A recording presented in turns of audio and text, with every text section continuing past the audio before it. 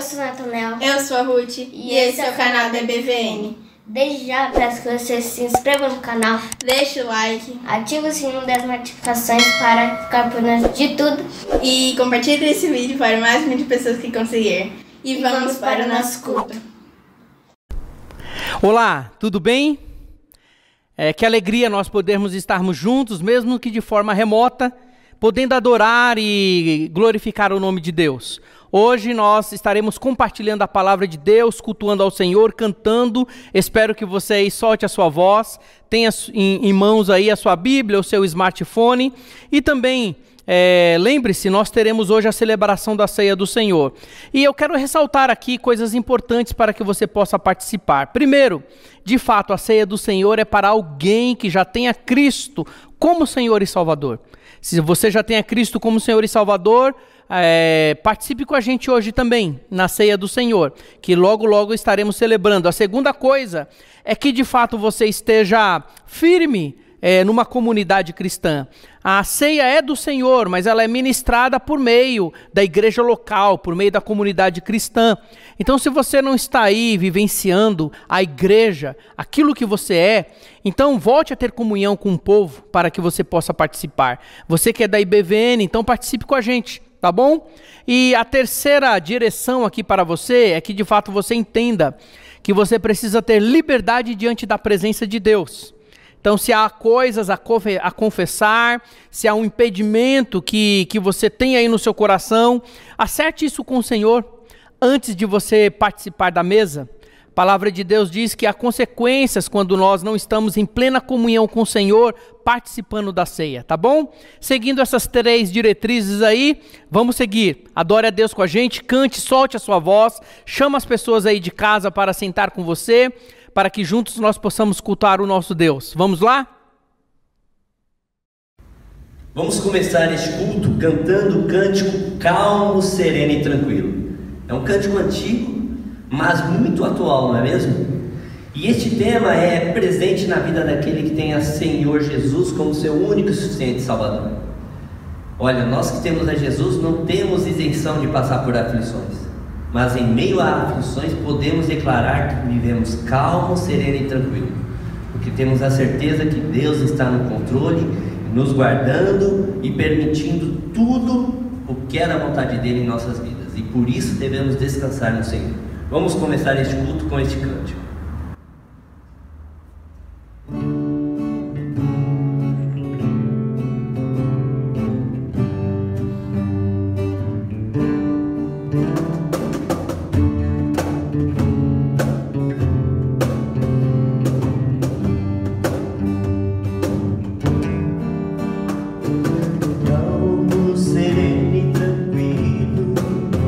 Sinto descanso neste viver.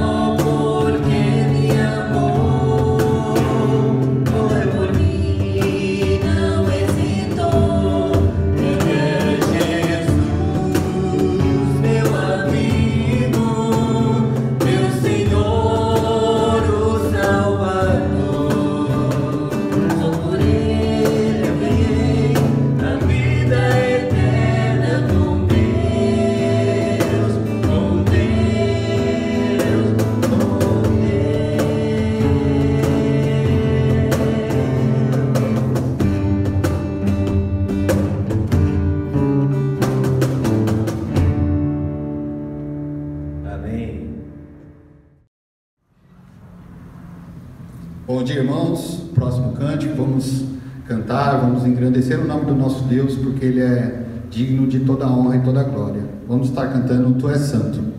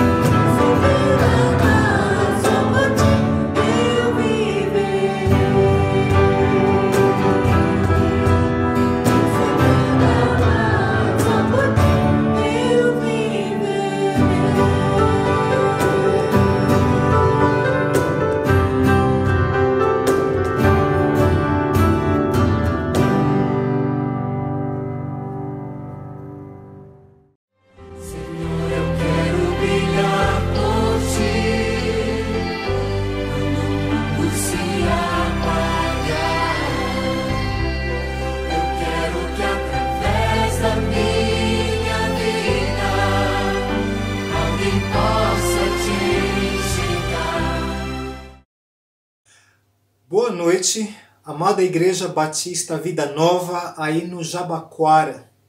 Eu sou o pastor Valtair, para os que não me conhecem. Eu tenho aqui a minha família, Raquel. E o Marcos. Josué. Joel. E pastor Wilson e demais irmãos da liderança e pastores É um grande prazer estar aqui com vocês nessa hora e agradecidos pela visão da igreja que tem com respeito à obra missionária. Agradecido porque eu sei que Deus tem sustentado vocês e tem sido testemunho aí também. E nesse momento tão difícil que o mundo inteiro vive, que São Paulo e Chile aqui vive também, nós podemos ainda assim ter esse momento de comunhão uns com os outros. Então nós queremos, como família, agradecer a Deus pela vida de vocês, pelas orações, pelo envolvimento, pelo chamado, por estarem aqui conosco. Era para nós estarmos juntos em março, mas não foi possível, e o Senhor sabe por quê, e nós também sabemos o porquê. Mas vamos esperar a próxima oportunidade. Também nós queremos informar que estamos bem, graças a Deus, pela misericórdia do Senhor, a gente está bem, ainda que todos aqui em casa, nesse isolamento que nós vivemos, mas a igreja aqui também segue o trabalho da mesma forma que todos nós, online, tanto as pregações, os ensinos, as reuniões de jovens, de mulher, a reunião de homens, que está sendo um grande desafio para nós, mas o Senhor também tem cuidado de nós aqui no Chile. Preparando-se para entrar num extremo inverno nos próximos meses. Mais uma vez, muito obrigado pelas orações, pelo envolvimento, por estarem aqui conosco. Um grande abraço a todos, Deus os abençoe. Obrigada, irmãos, pela participação nesse ministério, através da oração e da contribuição financeira. Deus os abençoe. Eu quero brilhar por ti, brilhar onde quer que for. Quero brilhar por ti, brilhar onde quer que for.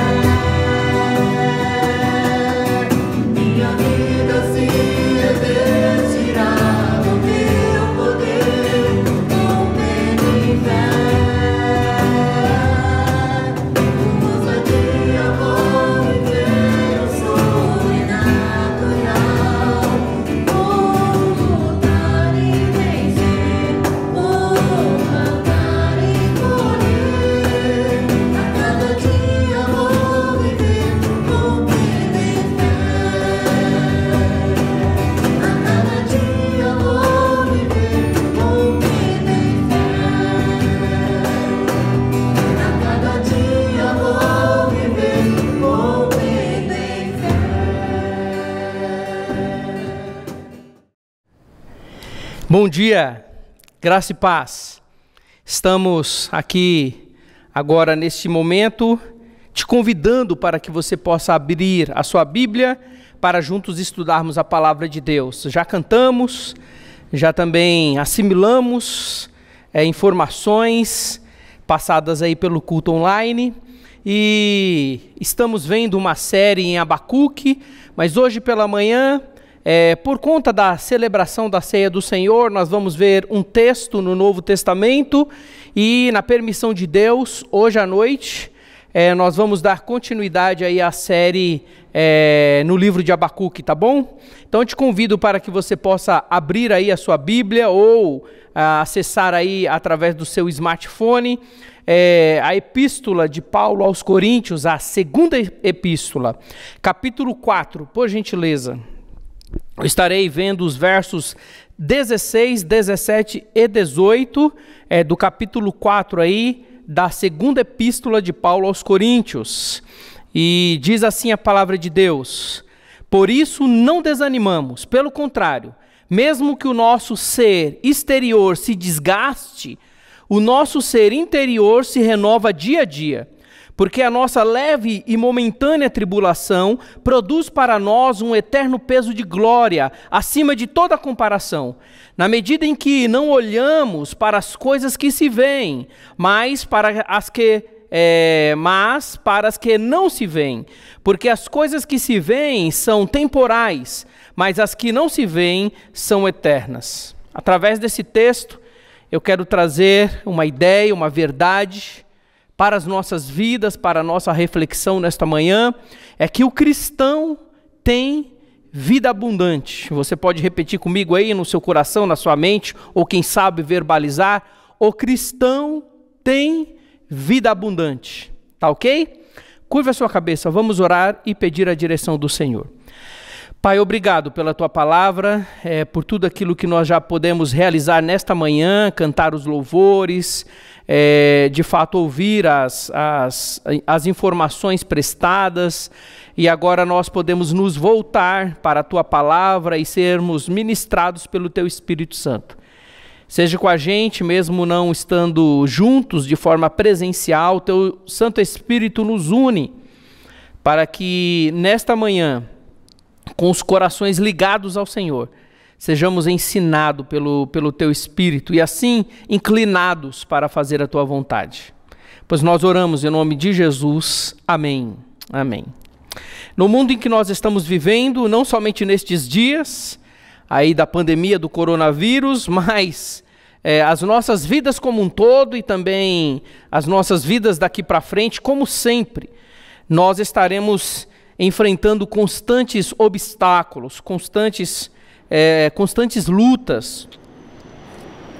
E, de fato, não somente o cristão, mas toda pessoa enfrentam lutas por várias áreas da sua vida. E você, como um crente em Cristo Jesus, também não está imune, não está apartado também de enfrentar lutas, de sabores, né, de ter que ter sabedoria no Senhor para como estar vivendo de uma forma abundante, mesmo em meio às lutas que você enfrentará no seu dia a dia. Então a ideia que eu quero trazer nessa manhã é justamente isto: apesar das nossas desventuras, apesar das nossas lutas, nós como cristãos podemos viver uma vida abundante. E quando nós falamos viver uma vida abundante, parece algo intangível, porque é uma visão um pouco macro, gigante, ampla. Viver uma vida abundante é sobre o quê? Então, nesse texto, eu quero colocar 3 áreas aqui, onde você, como cristão, pode viver uma vida abundante. E a primeira área que eu quero colocar é que você, de fato, como cristão, pode viver uma vida abundante sobre a morte. Olha só o versículo de número 16. Por isso não desanimamos, pelo contrário, mesmo que o nosso ser exterior se desgaste, o nosso ser interior se renova dia a dia. Parece até um paradoxo, um absurdo, né? Ter vida abundante sobre a morte. Ou é vida ou é morte. Mas a ideia que eu quero trazer é esta: mesmo que nós estejamos caminhando Um dia todos nós estaremos saindo desta esfera terrena. Um dia todos nós, de fato, morreremos nesse âmbito terreno. Mas na proporção em que nós estamos caminhando para esse desgaste da vida, a palavra de Deus diz que nós podemos viver uma vida abundante a despeito disto. Então, apesar deste paradoxo, esta é a verdade que nós queremos ressaltar. Se você olhar aqui bem para esse versículo de número 16, você vai ver alguns contrastes que aparecem no próprio versículo. Por exemplo, no momento está falando bem assim, olha, mesmo que o nosso ser exterior, a gente está pensando aqui mais na parte corporal, mais na parte estrutural, mais na parte visível, né? Faz um contraste aqui com o nosso ser interior. Quer dizer, nós estamos olhando aqui para a parte do coração, do ser, dos pensamentos, das afeições, de fato da nossa parte imaterial, né? Que aqui é tanto espírito como alma, não sei como você quer chamar, coração, não é? Então aqui tem um contraste exterior e interior. Quando se fala ao exterior, diz que ele se desgasta, se esvai, não é? Há uma corrupção, então há de fato uma morte acontecendo. Mas quando fala do interior, fala de um renovo. Fala de um desabrochar, não é? Esses contrastes é interessante para nós entendermos que nós podemos sim ter uma vida abundante a despeito do desgaste natural que essa esfera terrena nos proporciona. E então a nossa fraqueza física é de fato indisfarçável. Eu, para estar pregando hoje aqui pela manhã, fiz a minha barba e eu estava de fato bem barbudo. E eu tenho uma filha de 7 anos, a Laura, e ela estava olhando para a minha barba e ela estava observando que a minha barba estava bem branca, né? E é claro, né, naqueles 7 anos ainda tirando uma chacota do pai. Pai, você tá velho, né? Ou seja, eu nos meus 46 anos já tenho aí bastante cabelo branco, barba já está ficando toda branca, ou seja, as rugas já estão chegando. De fato, a velhice ela é indisfarçável. E com ela um pacote de coisas que vem junto, né? E então é isso. E se você olhar aí para o versículo 16, você vai ver 2 verbos: desgastes, ou se corrompe, e a parte aí interior que se renova, desgastar e renovar. Você sabia que aí estes 2 verbos, eles estão no tempo presente, e que indica que está acontecendo de uma forma simultânea? A ideia aqui é que na proporção em que o nosso exterior vai se desgastando, vai se corrompendo, vai se esvaindo, nós podemos, no mesmo instante, na mesma proporção, fazer com que o nosso interior se renove, cresça, desabroche, se desenvolva. Esta é a ideia desses 2 versos, essa é a ideia desse contraste que aparece aí e que Paulo está enfatizando. Temos um corpo fraco, mas nós temos um espírito forte.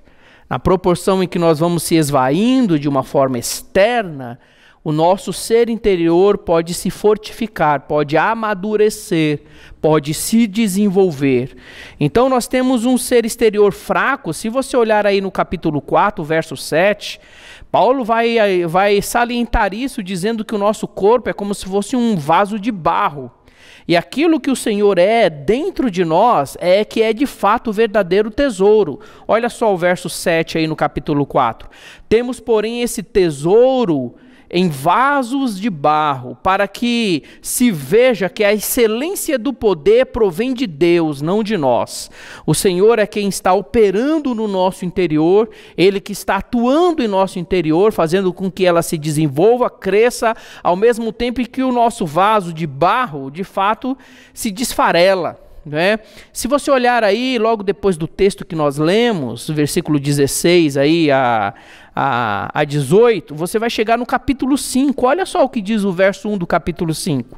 Pois sabemos que se a nossa casa terrestre desse tabernáculo se desfizer, Temos da parte de Deus um edifício, uma casa não feita por mãos humanas, eterna, nos céus. E por isso, neste tabernáculo gememos, desejando muito ser revestidos da nossa habitação celestial.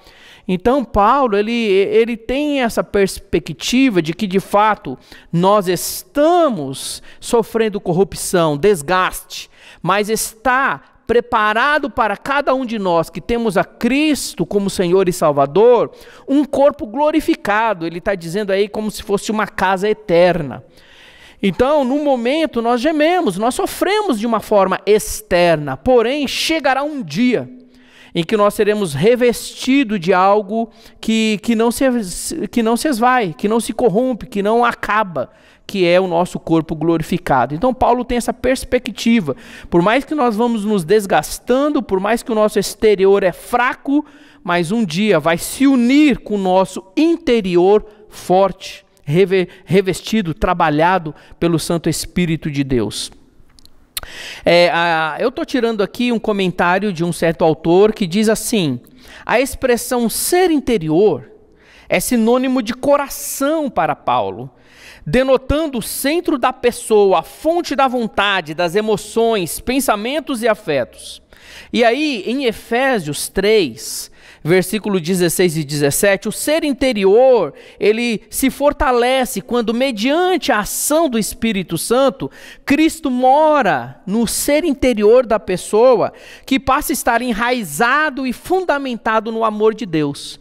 Então, Efésios capítulo 3, lá no versículo 16, vai dizer assim: peço a Deus, é uma oração de Paulo pelos Éfesos, que segundo a riqueza da sua glória, conceda a vocês que sejam fortalecidos com poder, mediante o seu Espírito, no íntimo de cada um, ou seja, no ser interior. E o verso 17 ainda complementa: e assim pela fé, que Cristo habite no coração de vocês, estando vocês enraizados e alicerçados em amor.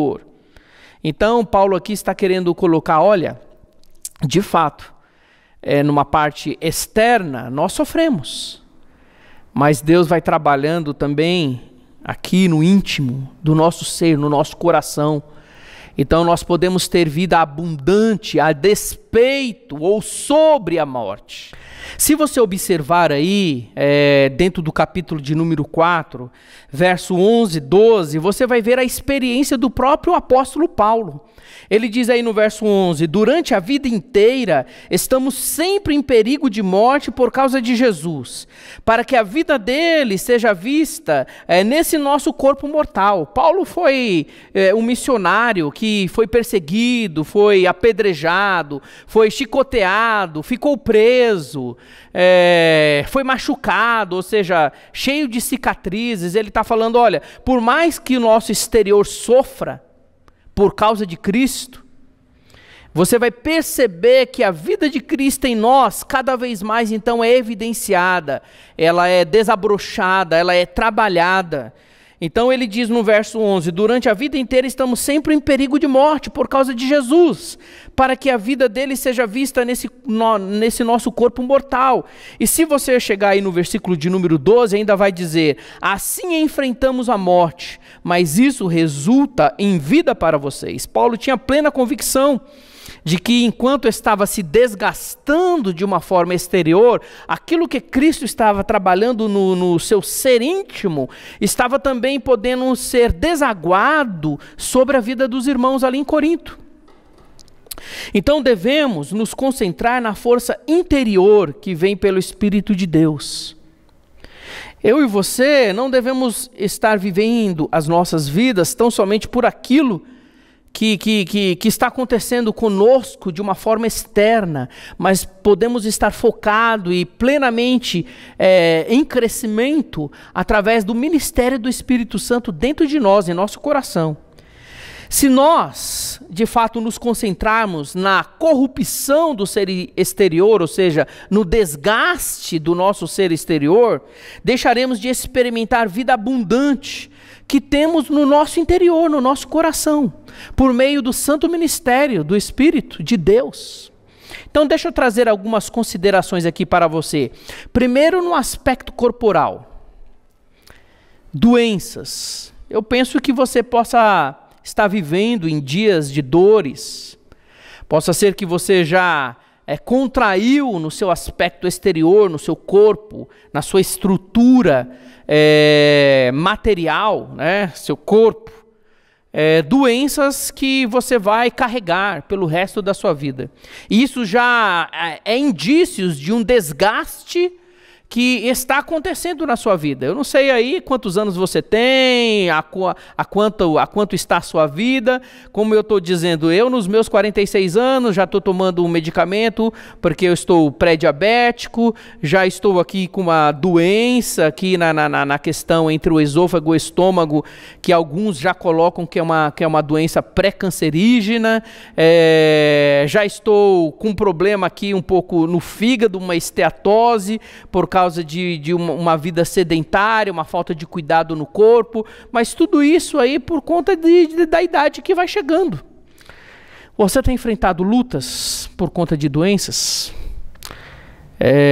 Isso é natural, mas não significa que você não pode ter uma vida abundante no Senhor. Na medida em que você permite que o Espírito Santo vai moldando o seu coração, a sua vida. Limitações, possa ser então que você já contraiu algumas limitações físicas. Eu tenho alguns parentes que por conta de derrame já não consegue ter destreza, mobilidade, já não consegue ter uma boa dicção, tudo isso daí já foi se atrofiando por conta de problemas no exterior. Então você tem sofrido limitações, não somente na questão de aspectos motor, não é? Mas também até a limitação física, não é? Eu já me percebo que eu não tenho mais a mesma capacidade de memorização, de guardar coisas, não é? Você também tem sofrido com a sua velhice, redução do vigor, prazer da vida, não é? O próprio não estar viçoso no seu coração, né? O prazer pela vida, o vigor, não é? Então, por mais que isso aconteça, não significa que você não possa ter uma vida abundante em Cristo Jesus. Se você ficar focando esta parte externa, esta parte corporal, esta parte material, você vai ser aquele velho, aquele ancião ou anciã, aquela idosa que é resmungo, que sempre olhar a vida com pesar, com peso. Isso porque um foco na questão exterior. Você está aí com receio da morte, o coronavírus, esse tempo que nós estamos vivendo, né?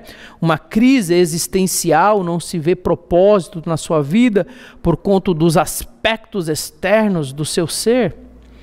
Em Cristo, de fato, há uma vida abundante. Em Cristo Jesus, você pode ter uma razão do viver. Isso são aplicações no campo mais material, mas também tem aplicações no campo imaterial, no interior, no íntimo de cada um de nosso ser. Por exemplo, vaidades. Você é uma pessoa que tem sofrido por conta da sua vaidade, né? As extravagâncias já não estão mais aí a serem vistas, né? As rugas, as questões exteriores, né? já não consegue se tornar tão evidente. Então você vai perceber que no coração o mais importante de fato é um coração contrito, é uma modéstia. É saber que mesmo que você possa se desgastar de uma forma exterior, o seu interior pode ser uma pessoa cada vez mais contrita, feliz no Senhor, e na sua modéstia você se sentir completa, você de fato se sentir uma pessoa que alcançou os seus propósitos em Cristo Jesus, porque você é feliz a despeito daquilo que tem acontecido de uma forma exterior. E a questão de foco, de prioridade, onde é que está o seu coração? Está nas coisas externas ou na coisa interna? Pastor Norival tem pregado muito aqui sobre a necessidade de ler a palavra de Deus e também ter uma vida de oração. Onde é que está o seu foco? Onde é que está a sua prioridade? Às vezes você está rompendo esta barreira do coronavírus para correr por aí, para fazer aí as suas dietas, para que você se mantenha de uma forma externa toda a sua vaidade, mas você não age com essa prioridade, com esse foco também em alimentar a questão interna do coração, sua intimidade com Deus, seu relacionamento com Deus. E a questão de identidade, a sua identidade está na sua beleza, na sua estética? Se está na sua beleza e na sua estética, infelizmente vai chegar um momento em que você vai perceber que isso não vai te sustentar, isso não vai te preencher, porque nós não estamos cada vez mais crescendo nessa área. Naturalmente, nós estamos cada vez mais nos desgastando nessa área, nós estamos corrompendo esta área. Todos nós estamos com as rugas a serem conquistadas, os cabelos brancos a chegarem. Então, se de fato a identidade da sua vida é naquilo que é externo, olha, é de fato uma infelicidade, porque isso não vai te trazer abundância na sua vida. Mas se você tiver de fato a sua identidade na pessoa de Jesus e no que é interno no seu coração, você pode cada vez mais de fato encontrar prazer no Senhor, deleite no Senhor, e por conta disso glorificar a sua pessoa. E por fim, né, a sua ação é mais então uma ação egoísta, ou é uma ação altruísta? Cada vez mais que o seu interior vai se desabrochando, vai crescendo, vai se renovando, mais você olha para fora, para as pessoas, não tanto para os aspectos do seu corpo externo. Então aqui no versículo de número 12, Paulo diz: assim enfrentamos a morte, mas isso resulta em vida para vocês. Então o alimento ou o crescimento da parte interna faz com que a pessoa possa então viver para abençoar outros. Então o cristão tem vida abundante. Sobre o quê? Primeiro, sobre a morte. Por mais que nós externamente vamos desfalecendo, desgastando-nos, na proporção podemos ir crescendo de uma forma interna. Então nós temos uma vida abundante sobre a morte. E o que mais? Se você olhar o versículo de número 17, você vai perceber que nós também temos uma vida abundante sobre as lutas. Sobre as lutas, olha só o verso 17. Porque a nossa leve e momentânea tribulação produz para nós um eterno peso de glória, acima de toda comparação. Temos aqui palavras que trazem também expressões de antagonismo, de contrastes. Se você observar de fato estes 3 versos, Paulo vai trabalhar muito com essa questão dos contrastes, com palavras antagônicas que parecem um paradoxo, parece que não se encaixa. São palavras que têm a ideia de sinônimo, de antônimo, o contrário. Então presta atenção, na questão do tempo, ele vai dizer que a nossa leve e momentânea, faz um contraste aqui com eterna. Na questão de magnitude, leve faz um contraste com pesada ou pesado. E na questão de caráter, tribulação faz um contraste com glória. Então é claro que Paulo tem sofrido barbaridade, Paulo tem sofrido muito. Se você olhar aqui em 2 Coríntios, as descrições do seu ministério, você vai perceber que não é nada leve e não é nada momentâneo, mas é porque ele não olha com os olhos terrenos. Ele olha de fato com os olhos da fé, e por conta disso, por mais que não seja leve e não seja alguma coisa tão passageira, ele caracteriza, ele classifica, ele declara que de fato é momentâneo e é leve. É que nem os nossos problemas. Se eu falar para você, e aí, os seus problemas são momentâneos? Você vai falar: pastor, eu estou enfrentando as lutas que você não sabe desde quando. Já não são dias, são meses, já não são meses, são anos, já não são anos, são décadas. A minha vida toda estou enfrentando essa luta. Mas Paulo está dizendo, isto é momentâneo, comparado ao que está reservado numa eternidade para você. Se eu perguntasse para você, e aí, como é as suas lutas? É leve ou é pesado? Você diria, que leve o quê? Se você soubesse como é a minha casa, se você soubesse como são os meus relacionamentos, se você soubesse como é a minha vida, você nunca diria que era leve. Mas Paulo, em contraste com o que está reservado para nós, diz, olha, isto é leve em comparação a pesadas coisas que o Senhor tem reservado para nós. E aqui, é claro, ele também faz o contraste entre tribulação e glória. Ou seja, aqui é cheio de antagonismos, para que nós possamos compreender pelos olhos da fé o que está reservado para nós, para que nós venhamos a entender que nós temos de fato uma vida abundante em Cristo Jesus, a despeito das nossas lutas, ou sobre as nossas lutas. Temos aqui também uma expressão de intencionalidade. Porque a nossa leve e momentânea tribulação produz. Olha só, Paulo está dizendo que a permissão do Senhor diante das tribulações, que no ponto de vista de Deus, olhando ou contrastando com a eternidade, é leve e momentânea, ela produz, ela leva a seus efeitos, ela tem uma intencionalidade. Produz aqui significa tarkegazomai, ou seja, realizar, produzir, criar. E Paulo utiliza esta palavra cerca de 7 vezes nessa epístola, para dar uma ideia de que quando Deus permite as tribulações na nossa vida, não é alguma coisa ocasional, Ele tem intencionalidade para que ela traga os seus efeitos, para que ela realize alguma coisa, para que ela crie alguma coisa. E aqui, o que ela quer criar para nós é resultados que vão de fato serem colhidos na eternidade. São frutos que serão colhidos na eternidade. Então aqui o resultado é glória, mas não somente uma glória, mas um peso de glória. E o resultado não é somente um peso de glória, mas um eterno peso de glória. E Paulo não para por aqui, ele quer, de fato, que nós entendamos o que esse tempo que nós estamos vivendo pode trazer como consequências eternas. Ele diz, eterno peso de glória acima de toda comparação.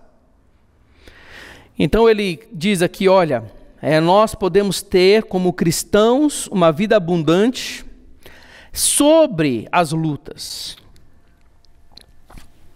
E na linha do tempo da vida, eu quero trazer aqui uma ilustração para você, para que você possa compreender o que é momentâneo, o que é eterno.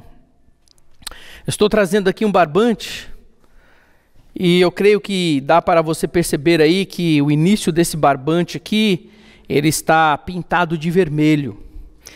E a ideia aqui, nessa pintura de vermelho, é que ela representa a sua vida nessa esfera terrena. Eu não sei se 46 anos, como meus anos, eu não sei se 60 anos, eu não sei se 70 anos, eu não sei se 80, se 90, ou quem sabe a bênção de você estar aqui nessa esfera terrena por 100 anos. Mas é isso que representa.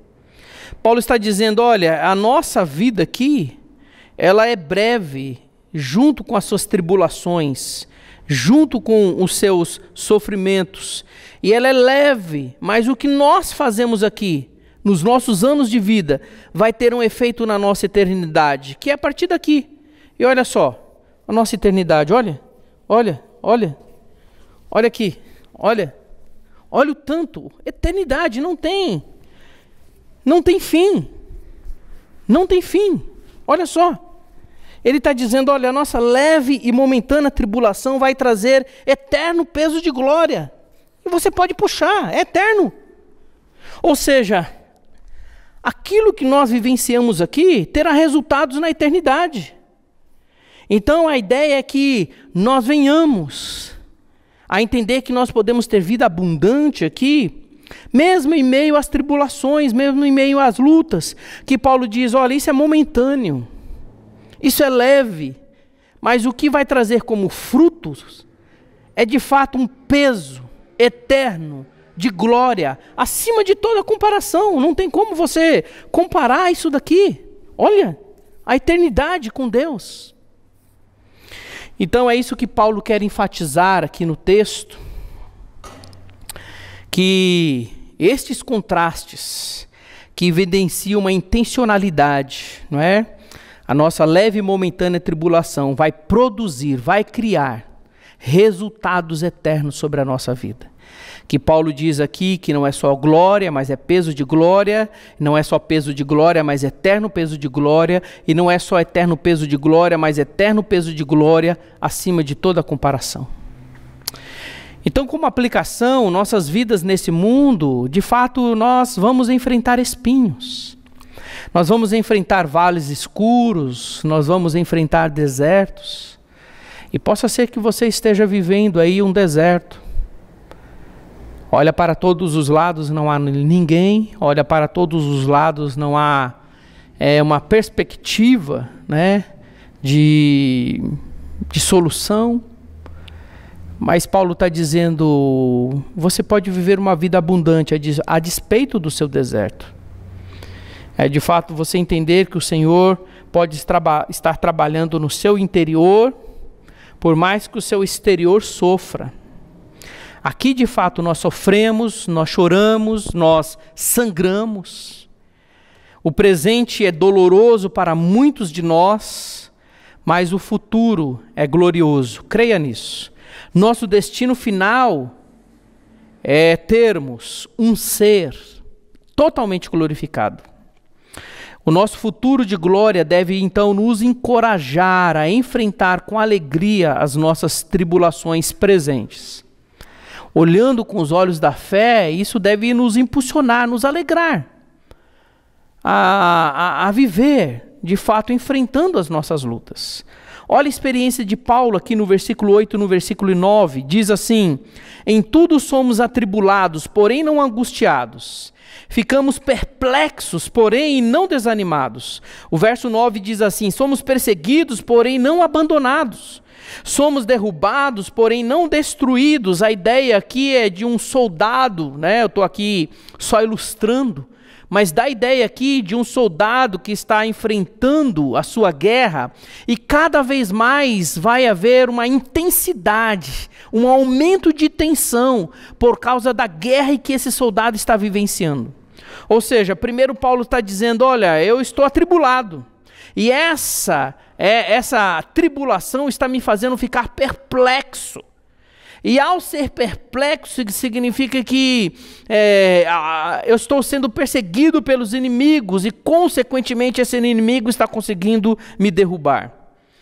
Então, atribulados aqui é uma pessoa que passa por dificuldades ou passa por adversidades. Paulo está dizendo, olha, eu sou uma pessoa que estou sendo atribulado, eu passo por dificuldades.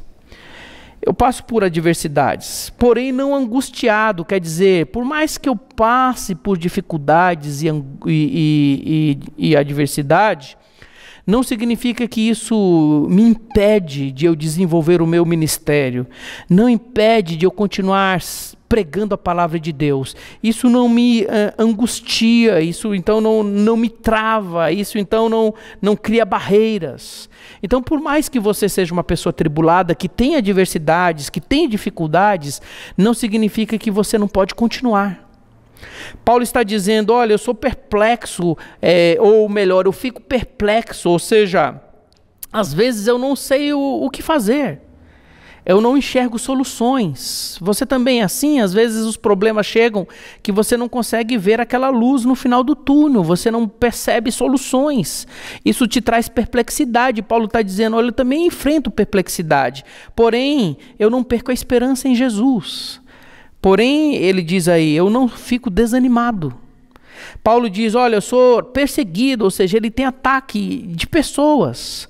Você se sente traído por pessoas, você se sente atacado por pessoas, você se sente acuado por pessoas. Paulo também se sentia assim, mas ele diz, mas eu não sou abandonado. Ou seja, eu não perco a minha confiança em Deus. Você não pode ou não precisa perder a sua confiança em Deus. E por fim, Paulo diz assim, eu posso ser derrubado, ou seja, eu posso ser atingido pelo adversário. Lembra, ele foi apedrejado, lembra, ele foi chicoteado. Mas ele diz, olha, mas eu não sou destruído, o Senhor me reergue, o Senhor me levanta.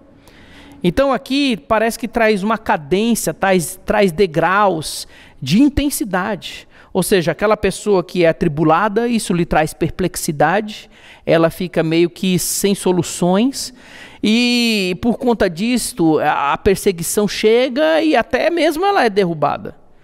Mas isso não a angustia, isso não a desanima, ela não se sente abandonada pelo Senhor, pelo contrário, o Senhor a reergue.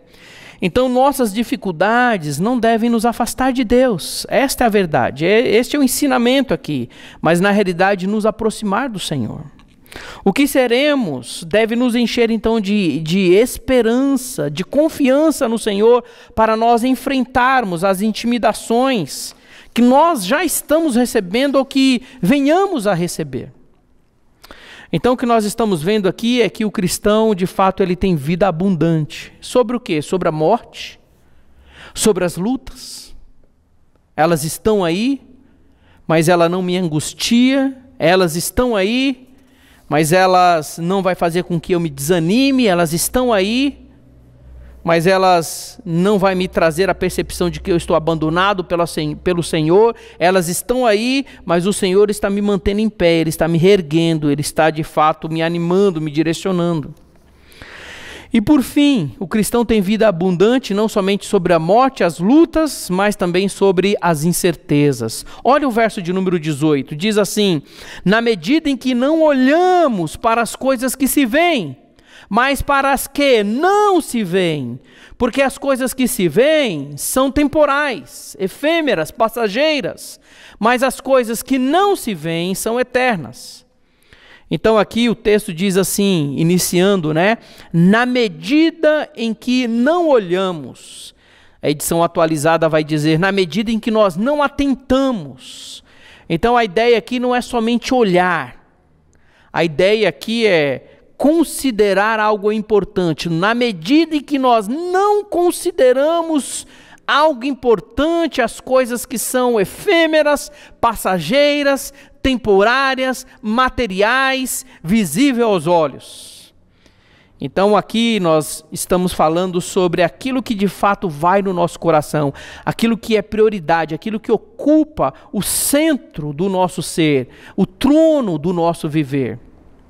As coisas que se veem não devem ser o alvo da nossa existência. É isso que ele está dizendo nas palavras iniciais. Então aqui refere-se principalmente às dificuldades de Paulo, provações e sofrimentos que o apóstolo estava enfrentando. Elas eram secundárias dentro do seu ministério. No contexto aqui do capítulo 4, Paulo está dizendo que as coisas mais importantes para ele, de fato, é aquilo que não se vê. A glória de Cristo, a bênção de seus semelhantes, ou seja, a edificação dos irmãos ali de Corinto, a recompensa para Paulo no tribunal de Cristo por ser um servo fiel, é isso que ele vai descrever no capítulo de número 5.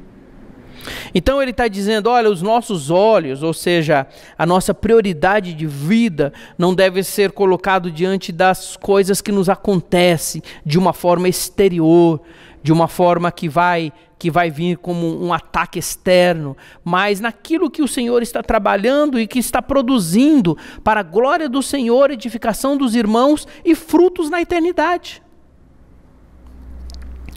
Então, enxergar as coisas que se veem requer apenas o sentido da visão, mas enxergar as coisas que não se veem requer percepção. O primeiro modo de visão é natural. O segundo modo de visão é sim espiritual. O primeiro se dá principalmente pelo intelecto, pelo racional, mas o segundo, olhar o que se não vê, estar com o coração posto naquilo que é eterno, é uma questão de fé. Então, nós temos um contraste aqui. Seu coração está naquilo que é escasso, que é temporário, que é efêmero, e por conta disso traz as suas incertezas. E por conta disso não tem como você dominar. E por conta disso não é estável. Não permanece. Ou você está com seu coração posto pela fé naquilo que não se vê, que é eterno, ou seja, que traz uma plenitude e abundância de vida. É isso que nós estamos trazendo nesse verso de número 18. Então nós temos expressão de contraste aqui também no versículo 18, você vai ver isso no verso 16, você vai ver isso no verso 17, e aqui no verso 18 também você vai ter esse contraste para você perceber que a vida abundante, que você pode vivê-la, sobre as incertezas, mas se você tiver o seu coração posto, atento, olhar fixamente para aquilo que de fato é importante. Então aqui os contrastes são as coisas que se veem versus as coisas que não se veem. As coisas temporais versus as coisas eternas. O cristão tem vida abundante sobre as incertezas justamente porque ele vive pela fé. É o tema que nós estamos aqui pregando no livro de Abacuque. O justo viverá por sua fé. E aqui tem uma verdade também estampada. Nós devemos estar fixos naquilo que não se vê, naquilo que é eterno. Ele não vive pelo já, ou seja, aquilo que é transitório, palpável, aquilo que é temporário.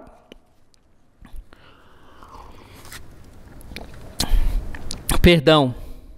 E sim pelo ainda não, as coisas que estão por vir.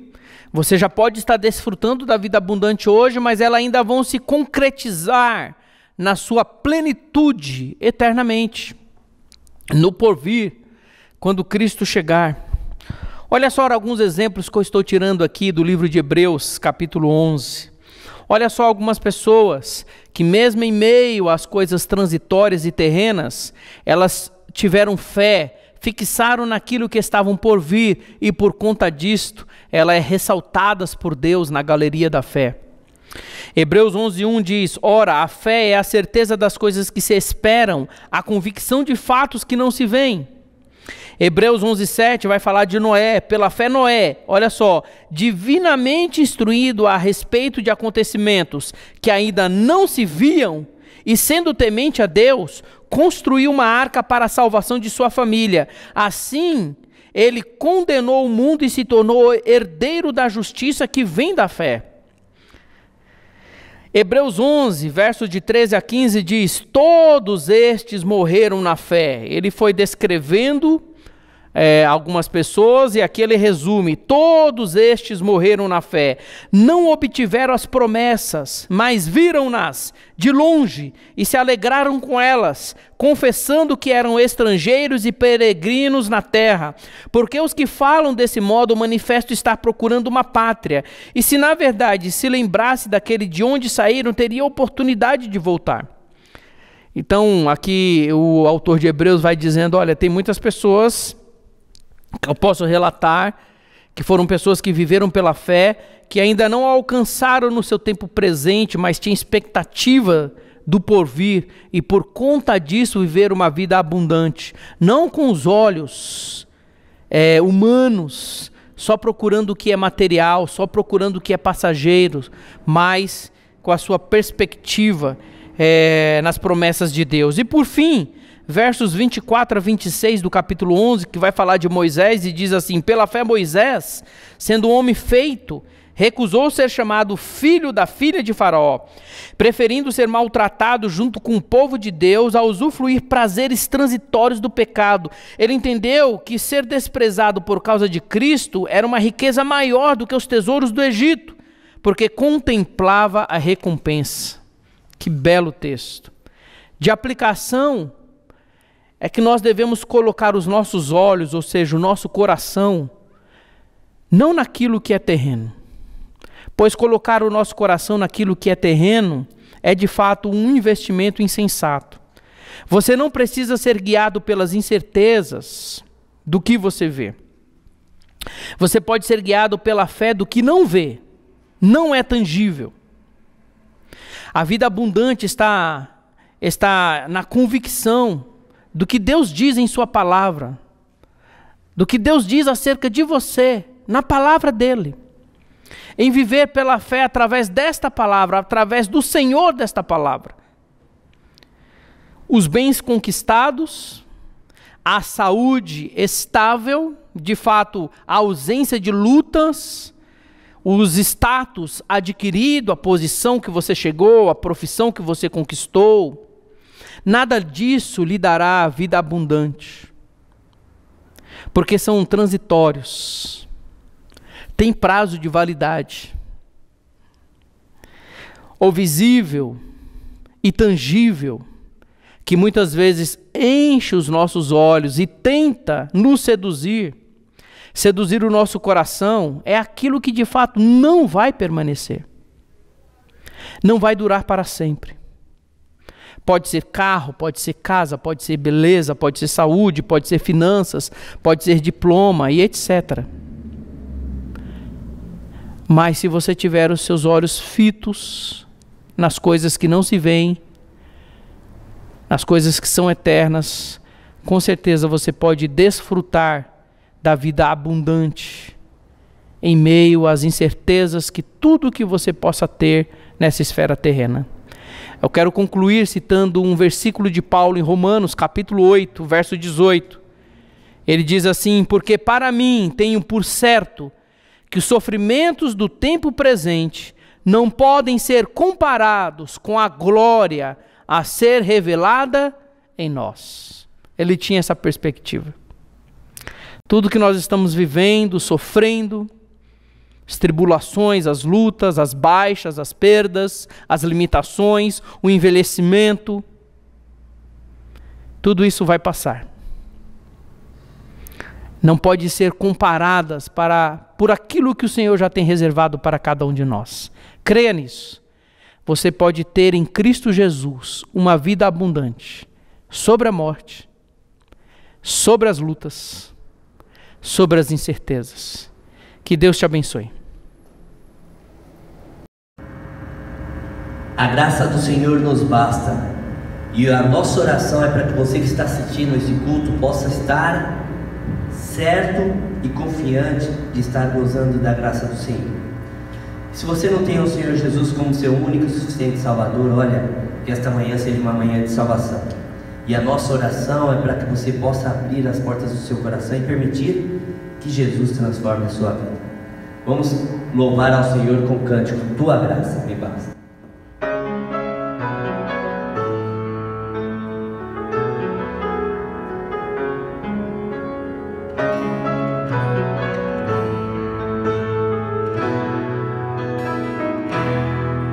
Eu não preciso ser reconhecido por mim.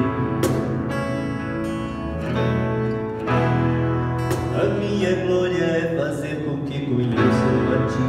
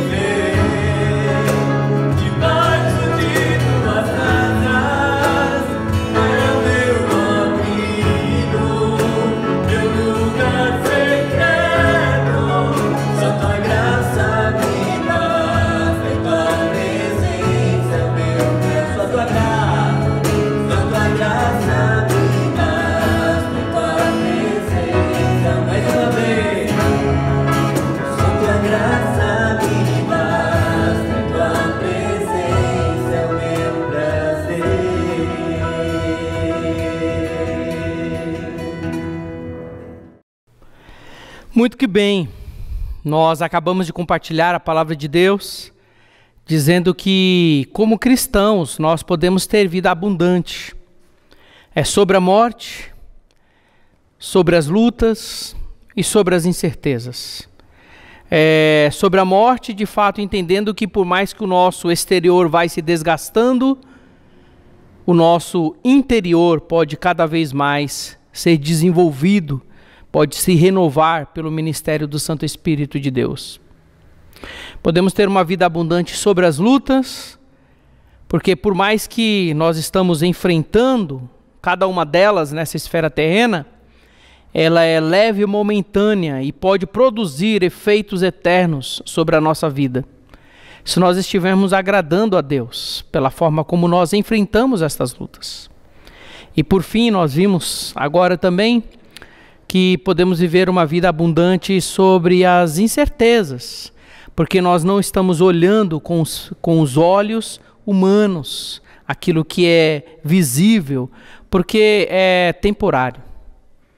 Mas podemos olhar pela fé, podemos entender que o Senhor está nos direcionando em tudo. Isso então faz com que nós possamos participar da ceia do Senhor com alegria, porque é por meio de Cristo que nós temos essa vida abundante. É por meio de Cristo que nós podemos desfrutar de uma paz e também de uma alegria e uma convicção pela fé de uma eternidade com Deus. Porque Cristo Jesus morreu pelos nossos pecados. Ele foi crucificado e ao terceiro dia ele ressuscitou justamente para nos dar vida, vida em abundância. Então nós temos aqui o suco, que representa o sangue vertido do Senhor Jesus, e nós também temos aqui o pão, que representa o seu corpo pregado, crucificado. E são simbologias que nos faz refletir sobre a obra de Cristo sobre as nossas vidas. E é uma forma de nós olharmos para trás, entrar com gratidão diante da presença do Senhor e falar: obrigado, Senhor, pela minha salvação. Olhar para frente e dizer: olha, até que o Senhor venha, Esta ceia me faz relembrar as promessas de que o Senhor de fato virá e seremos glorificados já distante de toda a tribulação, de todo o pecado, de todos os desgastes que podemos sofrer. E também faz cada um de nós olhar para o presente, dizer: Deus, perdoa os meus pecados. Deus, eu quero ter comunhão constante com o Senhor.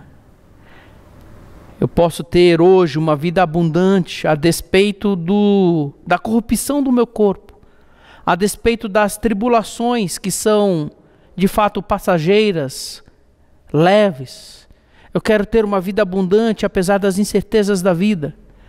Por isso me ajuda cada vez mais a viver na dependência do Senhor. Fé no Senhor, confiança no Senhor. Então a ceia nos ajuda a nos lembrarmos de tudo isso. Então onde você está aí na sua casa, eu creio que você já preparou, segundo as nossas orientações, já repassadas, o suco, o pão. Então é um momento em que você pode parar para orar, para considerar Deus na sua vida, confessar os seus pecados, fazer votos de abandono e de fato deixar o Senhor continuar a trabalhar no seu coração. Então nós vamos ter um tempo de oração, você pode orar aí, e logo depois eu estarei orando, e assim a gente estará participando da ceia do Senhor, tá bom? Então quero deixar um minuto de oração aí para que você converse com Deus.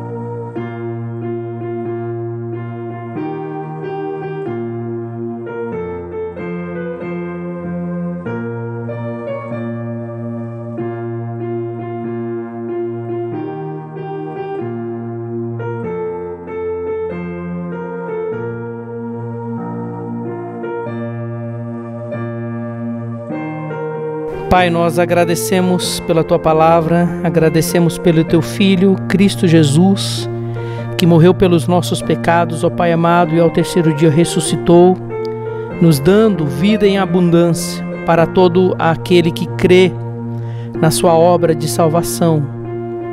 Nós agradecemos porque, por meio de Cristo Jesus, nós podemos ter uma vida abundante sobre a morte. Por mais que nós possamos estar definhando, se desgastando, há de fato uma confiança, há fé de que nós podemos desfrutar não somente do presente, de uma vida abundante, mas que está reservada para nós, um corpo incorruptível, uma casa eterna. Também te agradecemos, Senhor Deus, que mesmo em meio às tribulações podemos viver uma vida abundante. Por mais que estejamos vivendo dias em que as percepções não seja de leveza, mas do peso da tribulação, não seja momentâneo, mas uma percepção de que a tribulação não sai de sobre nós. Há a convicção na Tua palavra de que, olhando pelos olhos da fé, tudo isto é temporário, tudo isto é leve. E a forma como nós reagimos a tudo isso vai nos trazer frutos eternos. Que os nossos olhos, de fato, sejam olhos espirituais, que não se fixam, ó Pai amado, naquilo que é terreno, naquilo que é temporário, mas naquilo que é eterno, naquilo que de fato perdura. Por isso nós agradecemos, ó Pai, pela pessoa de Cristo Jesus, que nesta manhã estamos aqui celebrando a ceia do Senhor, porque foi Ele que nos proporcionou essa vida abundante sobre a morte, as lutas e as incertezas da vida. Por isso nós te rendemos louvor e agradecemos, pois nós oramos em nome de Cristo Jesus. Amém. Como diz aí a palavra do Senhor, 1 Coríntios 11, versículo 23 diz: porque eu recebi do Senhor o que também lhes entreguei, que o Senhor Jesus, na noite que foi traído, pegou um pão e, tendo dado graças, o partiu e disse: isso é meu corpo que é dado por vós, fazei isso em memória de mim. Em memória do Senhor, então, comamos o pão.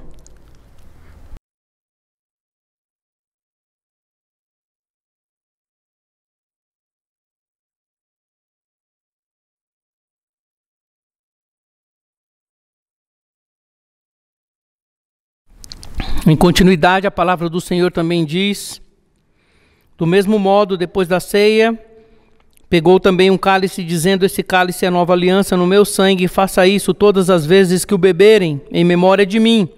Porque todas as vezes que comerem este pão e beberem o cálice, vocês anunciam a morte do Senhor até que ele venha. Então, em memória do Senhor, vamos beber o suco de uva.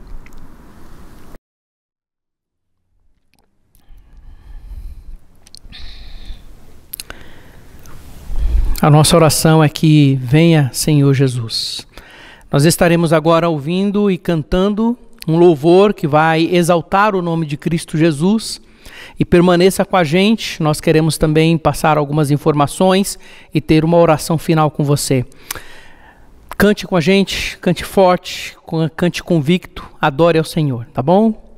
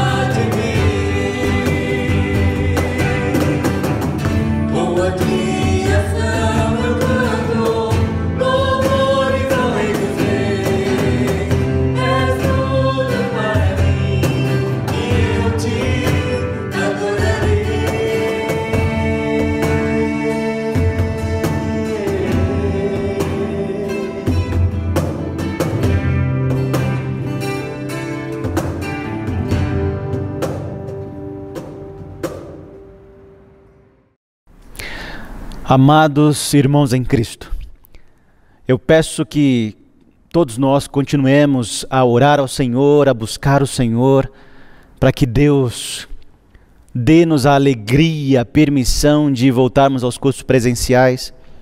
É bom adorar ao Senhor, tem sido bom através dos cultos online, mas desejamos fazer presencial. Então, não cesse de orar. Continue clamando, continue intercedendo ao Senhor para que Ele permita que logo mais, quem sabe o mês que vem, possamos voltar à rotina de se reunir para adorar a Deus junto com os irmãos. Tá bom? Queremos continuar também agradecendo a Deus e pedindo que você continue sendo fiel nos seus dízimos e ofertas para que possamos continuar sendo abençoados e continuar adorando ao Senhor através desta forma, e que continuemos espalhando a palavra de Deus através dos vídeos, através dessas mensagens. Então continue cultuando a Deus como temos feito até aqui. Vamos lá. Nós tivemos aqui agora um bom tempo, podemos cantar, ouvir aí as informações necessárias, também ser desafiado pela palavra do Senhor, para vermos a vida com outras perspectivas, para vivermos uma vida abundante, e também participamos aqui da mesa, não é? Pelo menos uma boa parte de nós. E agora nós queremos encerrar esse culto.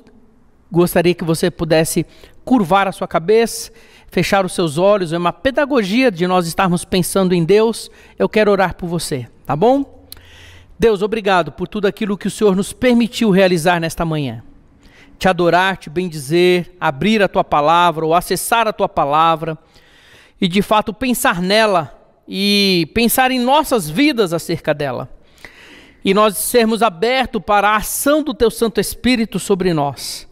De entendermos que nós podemos viver uma vida abundante a despeito dos desgastes que estamos sofrendo, das doenças, das limitações, de vivermos uma vida abundante a despeito das lutas que enfrentamos, e de fato viver uma vida abundante, apesar das incertezas, daquilo que os olhos humanos podem ver. Então que essa palavra possa ter fortalecido a cada um de nós, possa nos levantar, nos impulsionar a viver esta semana para a glória do Senhor. Te agradecemos pela celebração da ceia, os nossos olhos postos não somente no passado, no futuro, mas também no presente, uma comunhão contigo, o reconhecimento dos nossos pecados, a confissão. Nós te agradecemos porque é um momento como esse, simbólico, que nos faz sermos trabalhados pelo agir do Teu Santo Espírito. Agora, Pai, nós pedimos pelo nosso almoço, que o Senhor nos abençoe, o nosso descanso à tarde, que nós possamos nos compromissar a também estarmos assistindo o culto online hoje à noite, a continuação da série, ó Pai, sobre o livro de Abacuque, que o Senhor já trabalhe o nosso coração desde já, para ouvir a Tua palavra também logo mais, e assim sermos lapidados pelo Teu agir, numa vida santa e numa semana abençoada. Pois nós oramos em nome de Cristo Jesus. Amém. Tenha um bom almoço, um bom descanso e não esqueça de se preparar para o culto à noite e, é claro, compartilhar aí os nossos cultos online para que outras pessoas também sejam abençoadas, tá bom? Deus te abençoe.